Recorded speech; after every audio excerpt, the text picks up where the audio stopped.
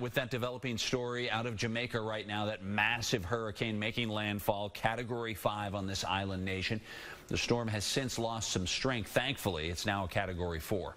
Yeah, and unfortunately, this right here is the proof of the damage we're already seeing. Internet connectivity, well, it's gone. It's gone. Yeah. Yep. And more destruction is expected to come.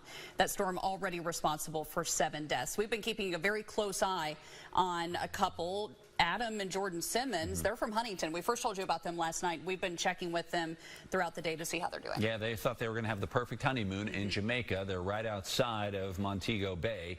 Hannah Bezay has the very latest on how this young couple is dealing with it. What was supposed to be the honeymoon of their dreams took a turn for Adam and Jordan Simmons, who had to leave their hotel room early this morning and move to their resort's storm shelter due to Hurricane Melissa. It's kind of a very eerie feeling this morning, so we're just all anxious. We don't know what's going to be happening. Earlier in the day, the Huntington natives told WSAZ they couldn't hear any wind or see any signs of the storm. But mid-afternoon, the managers of the resort warned the couple, as well as the 160-some other guests stranded at that resort, that that could change. We should, quote-unquote, start dancing here soon. And what he means by that is the impact of Hurricane Melissa will be approaching us more and more. That general manager also warning guests that if the building did start moving because of the hurricane conditions, they'd have to shut off the power to prevent any fires from starting. In our last update from the Simmons, they said they aren't out of the woods yet. We were told that the worst of the impact should be in the next hour or so.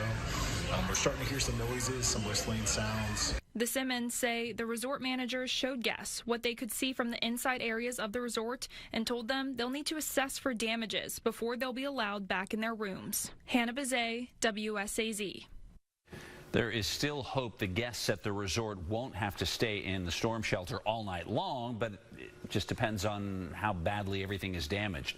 The Simmons flight home is scheduled for Thursday, but they say they are prepared in case they have to stay extra days if necessary. Another